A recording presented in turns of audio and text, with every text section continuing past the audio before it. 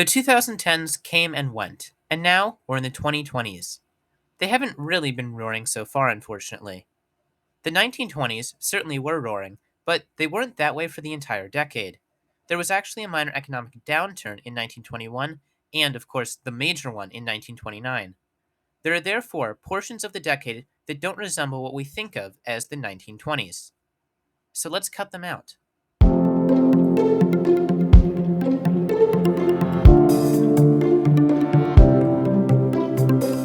There are two main ways to count decades.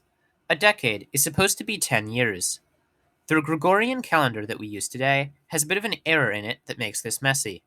There is no year zero. This might at first make sense, but this means that we consider 1 BCE to be immediately prior to 1 CE. And it means that the first decade of the Common Era has to run from the year 1 to the start of year 11. Very unsatisfying. This pattern means that the 2010s started in 2011 and ended on December 31st, 2020. The other method, of course, is to just say that the year zero was so long ago, it doesn't matter if our era starts with a 9-year decade, as long as things make sense later on. Having the decade start in 2010 and the next one start in 2020 is much more satisfying, but it is also arbitrary. And within a 10-year period, there are a lot of changes. Think of it this way. If you went to a 2000s themed party, you wouldn't talk about stuff pre 9/11 or talk about stuff post Obama election. Both of those things happened in the 2000s, but they don't feel like they did. To create decades that actually make sense from a historical perspective, I propose the cultural decade.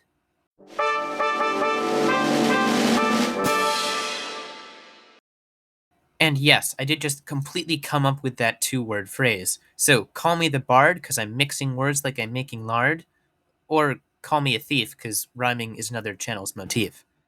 Oops, sorry, Gray. Anyway, back to my cool invention. Using dates that dramatically altered society, I have reformed the way that decades are counted. Decades can now be any length. So let's start in 1900 as an example. Although, actually, in my system, 1900 through 1901 is going to be considered part of the 1890s since Queen Victoria was still on the throne then. When she died on January 22nd, 1901, I begin counting the aughts, or the 1900s decade. I say the decade continued until King Edward died on May 6, 1910.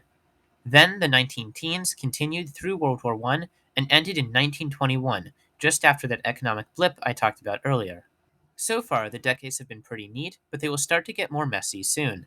The 1920s ended on October 29, 1929, as the American stock market crashed. The 1930s then continued for another 10 years and ended on September 1st, 1939, when Germany invaded Poland.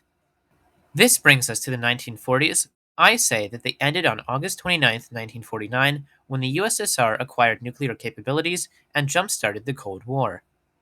This leads to the 1950s, which I say ended on November 22nd, 1963, with the assassination of JFK. This is the most clear switch so far, since how the assassination radically changed America is often talked about when covering modern American history. I think the 60s then ended on August 9th, 1974, when Richard Nixon resigned from office.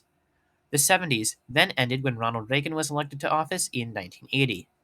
The 80s then continued up until the inauguration of Bill Clinton, since George H.W. Bush was essentially an attempt at a third Reagan term. The 90s then ended on September 11th, 2001, for fairly obvious reasons. The 2000s are a fairly short decade, since I have that they ended in December of 2007 when the Great Recession started. Maybe this is too short, but I feel like the time between 9/11 and the Great Recession is what most people refer to when they say the 2000s, or is the time specified by a 2000s party. Then we enter the 2010s, the last decade. I think that it ended on March 11th, 2020, when the World Health Organization declared COVID 19 to be a pandemic. This was around the same time many American schools closed and people began to quarantine. How the rest of the 2020s go is very much up in the air. It'll be interesting to see when and how the decade ends. Hopefully, it'll be better than how it started.